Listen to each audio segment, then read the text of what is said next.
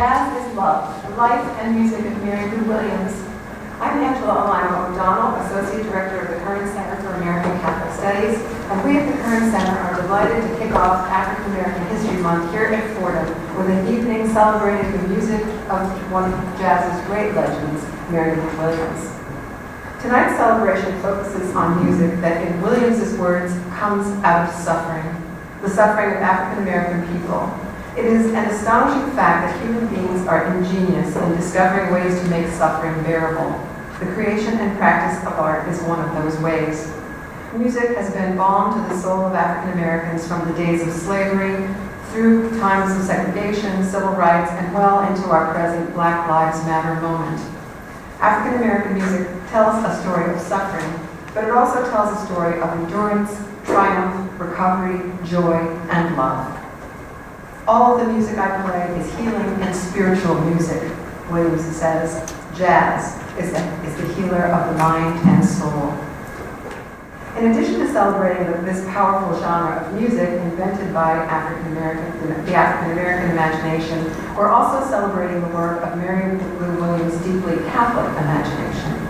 The sacred music Mary Lou wrote after her midlife conversion to Catholicism, which includes hymns, liturgical music, and 4 jazz masses, is the product of a wild and wonderfully inventive mind that brings together traditions that seemed, at the time, to be radically different, and to some 1950s and 1960s era Catholics, irreconcilable.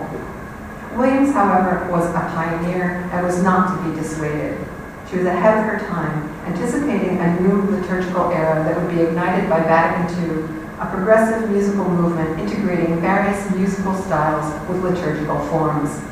Serious artist and serious Catholic that she was, she took both of her twin vocations seriously, and like many American Catholic artists before her and after, found a way to bring her faith and her art into conversation with one another. Williams's music is a testament to the abundant life that she discovered in her Catholic faith and provided her with the means of sharing it with others and with us. Quote, "I am praying through my fingers when I play. I get that good soul sound, and I try to touch people's spirit." Tonight we are very fortunate to have with us another great jazz musician-composer who touches people's spirit with her art, Deanna Witkowski. Deanna will interpret and perform Mary Lou Williams' music for us and will also share Mary Lou's story. There are many reasons why she is the perfect person to do this beautiful work. In the year 2000, Deanna, an accomplished and well-known jazz artist, was invited to lead her quintet at the Kennedy Center's Mary Lou Williams Festival. Deanna immediately fell in love with Williams' music and thus began a 20-year journey of what might be called a musical and spiritual accompaniment between these two remarkable artists. Mary Lou's music is now at the center of Deanna's professional life alongside her own. Lecturing and performing Williams' music at the University of Pittsburgh, Duke University, and most recently a featured performer with the Pittsburgh Symphony, Witkowski is recognized as a noted Williams scholar.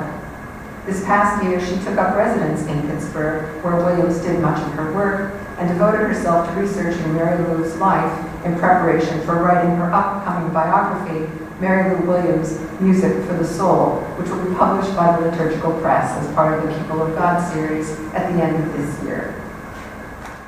Clearly, Mary Lou's music has had a powerful impact on Deanna's imagination and professional life, but has also had a powerful spiritual impact.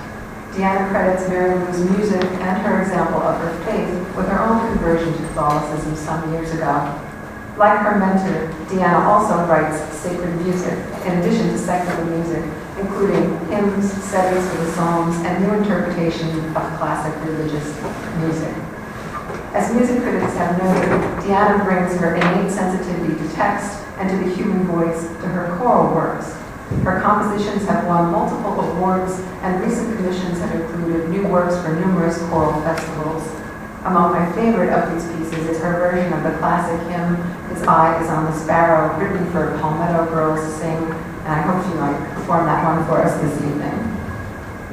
In addition to being a great interpreter of Mary Lou Williams' music, Deanna Witkowski is a highly accomplished musician and composer in her own right, clearly. She's performed all over the world and recorded with some of the greatest jazz luminaries, including bassist John Petitucci, vocalist Kate McCary, and saxophonist Danny McCaslin. The latter was also an integral member of her quartet for 4 years. Deanna also has a deep love of Brazilian music and culture, which fuels her upcoming project, the Nossa Senhora Suite, which I hope I'm pronouncing correctly because I don't speak Portuguese.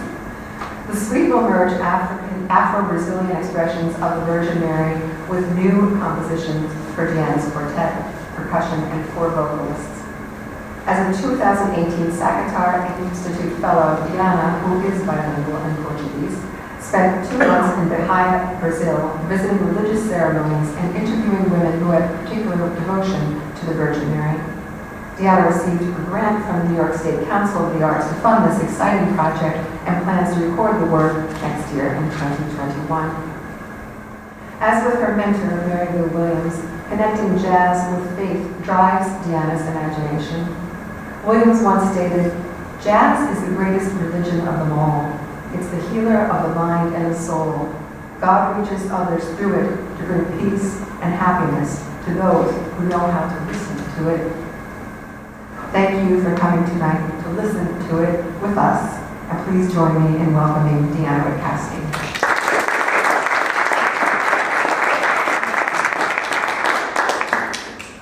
Thank you, Angela. I feel like you should be giving this talk. You know so much about Mary Lou and distill it so well. Thank you so much. So I'm going to be up and down a little bit this evening, sharing some actually clips of recordings that you probably will not be able to hear anywhere else, that you won't find if you go to iTunes. I'll be playing some of Williams's pieces here from the piano and trying to give you, in this short hour, just kind of an overview of her life, but specifically looking at her sacred music works. I'm going to start by playing an instrumental piece that Mary Lou wrote in 1943, and 3 years later, Benny Goodman's orchestra recorded it. It was a hit for them, and it's a piece that I really love playing. It's called Lonely Moments.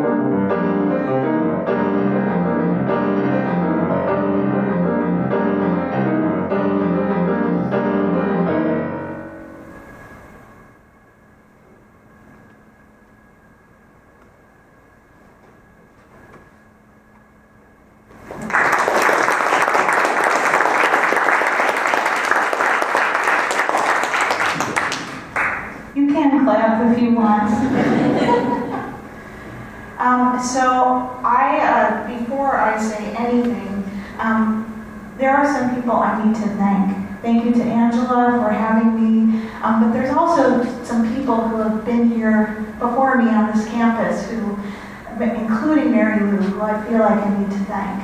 And I am going to refer to Mary Lou Williams as Mary Lou. Not because I don't think we should refer to her as Williams, but because she feels like she's been a part of my life for so long, and this is how I relate to her. So we'll be talking about her name in a little bit too. But Mary Lou received an honorary doctorate from Fordham in 1973. And she also had a long friendship and business relationship with Father Peter O'Brien, who was a Jesuit priest who the last time I actually saw him was on this campus when he was ailing right before he died in 2015. And Father O'Brien was Mary Lou's manager for the last 10 years of her life. Father O'Brien was a friend of mine, and he was also instrumental in doing some things here at Fordham that you may not know about. In the early 80s, soon after Mary Lou died in 1981, he celebrated a mass here where he invited two amazing jazz musicians, Andy Bay, who is just a gorgeous pianist and singer, and Carmen Lundy, who's a wonderful singer, and they did all of Mary Lou's music, calling from her 3 jazz masses, while Father O'Brien presided. So I just want to acknowledge that they were all here, and I feel very honored to be back in this place where all of them have been.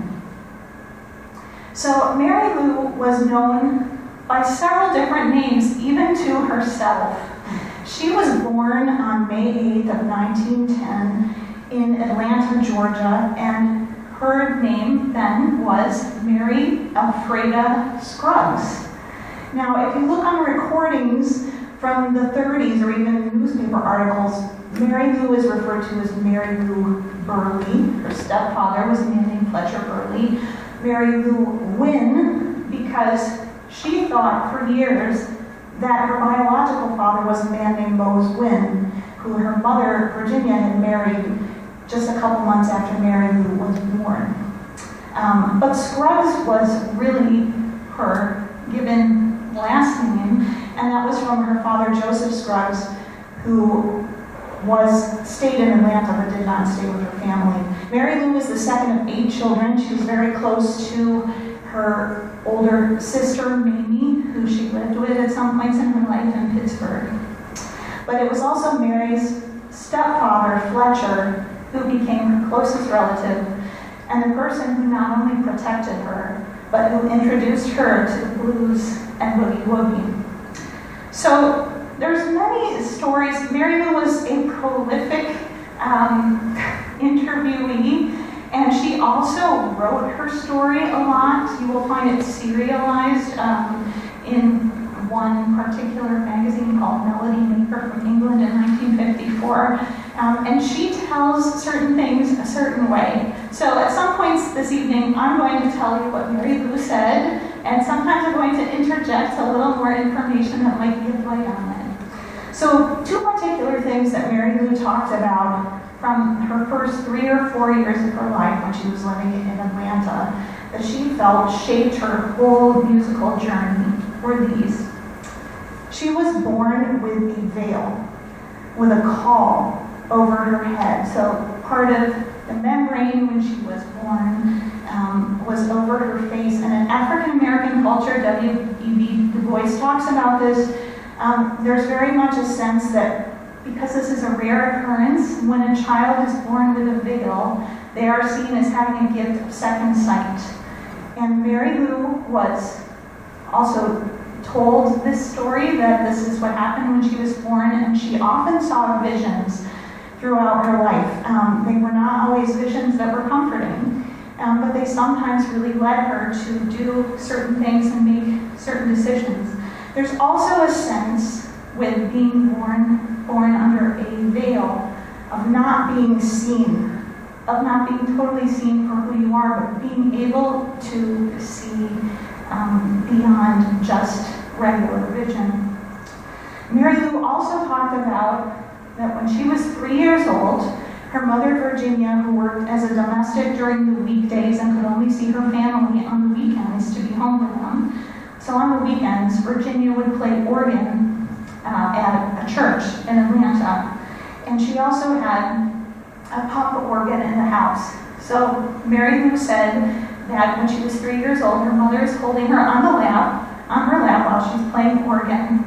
And after her mother stops playing, Mary Lou reaches up to the keys and starts playing back exactly what her mother had just played. So she said that her mother was so shocked by this that she dropped her on the floor.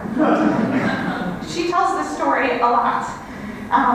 And for Mary Lou, this became part of her later teaching and belief that music could not be taught just from sheet music.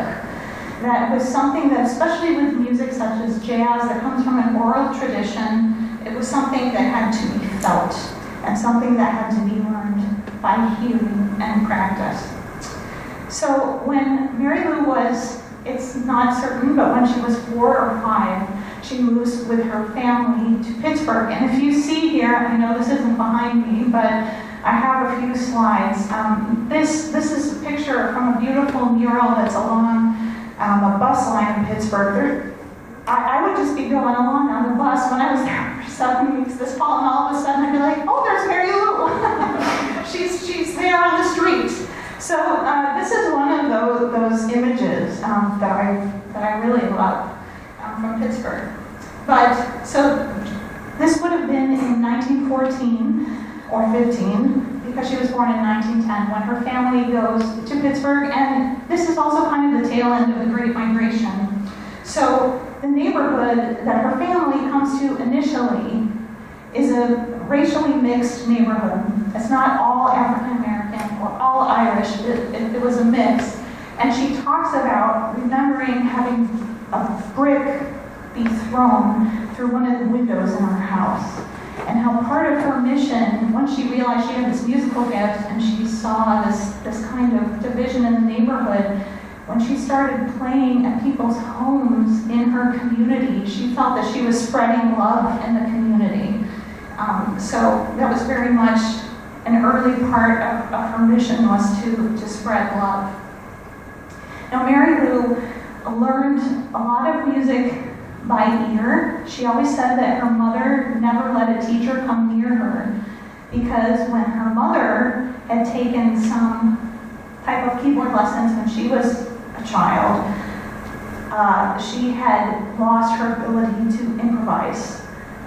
So she would never let Mary Lou have a teacher, but she did have teachers from traveling musicians who would come to the house, or whose shows she would go to. So some of her early influences were people like Earl Hines, Jelly Roll Morton, and these are major figures in jazz piano.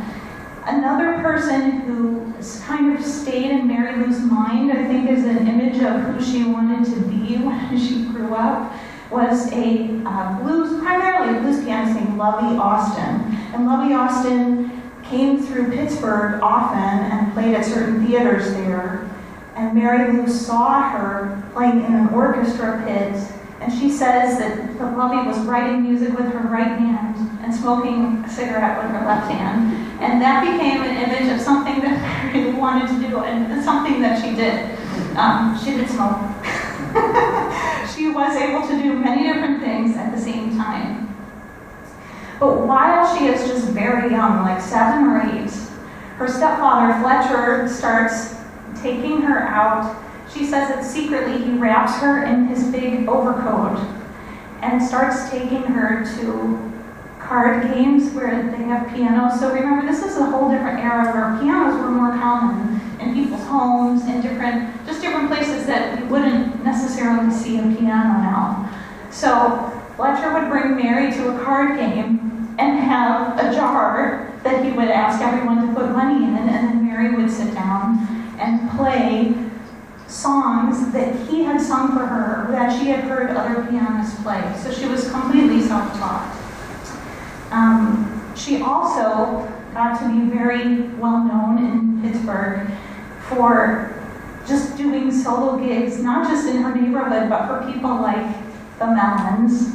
And she talks about one time that she does a solo piano concert, I believe it's for the Mellons, when she gets handed a check at the end of the night, and she's like maybe 10 or 11 years old, and the check is $100, and she thinks there's something wrong. So she goes to her mother and is afraid they put too many zeros on the check.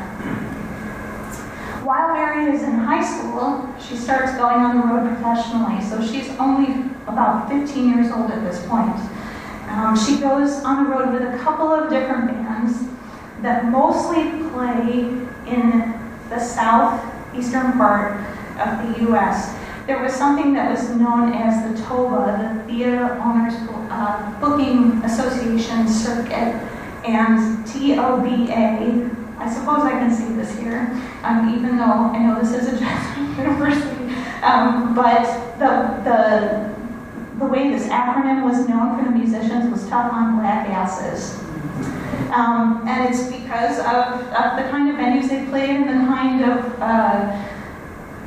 prejudice that they faced when they were traveling and the places that they could stay and whether or not they were getting paid. And this is something that kind of goes through the next couple decades of Mary's life in various forms. But it's also here where she starts to get to travel to places like Chicago, where she meets Louis Armstrong, because Earl Hines, who I mentioned before was a big influence on her, who was a pianist from Pittsburgh, is playing in a band that Armstrong was in. She also meets her future husband, John Williams, who was a saxophonist in one of these groups that she was performing with. And that was in a group called Hits and Bits. Later on, after she has gone back to high school for a little while, she goes on the road again. And this is with a vaudeville dance group called Seymour and Jeanette. On one of these tours, she meets another one of her idols, Fats Waller, here in New York. Now, Seymour and Jeanette, this group is important for Mary Lou's story for a few things. One of the reasons they're important is because they actually give Mary Lou her first chance to record. So she's on a recording when she's just 16 years old called Midnight Stomp. And it actually shows just the breadth of her keyboard prowess at this time. She also is not only able to travel, but actually just interact more with all these musicians who she's only heard on record. So while they're traveling, Seymour actually has a heart attack, and John and Mary decide to stay in Pittsburgh for a while. They can't get enough work there. So John says his family's from Memphis. He decides to go to Memphis to stay with them and try to find work there. And when he tells Mary this, she says she wants to go, but he says, if you want to come with me, you have to pay your own way. And this is how their relationship kind of just keeps developing. So Mary comes up with the money. She goes with her boyfriend, John Williams, to Memphis, and they both stay in John's family's home, and John's mother insists that they get married. So at the age of 16, Mary Lou marries John Williams, the saxophonist, and the day after they're married, they learn that the previous night that Seymour James, this dancer who they had been touring with, has just died. So they had been waiting and waiting to go back on the road when he recuperates, but he didn't.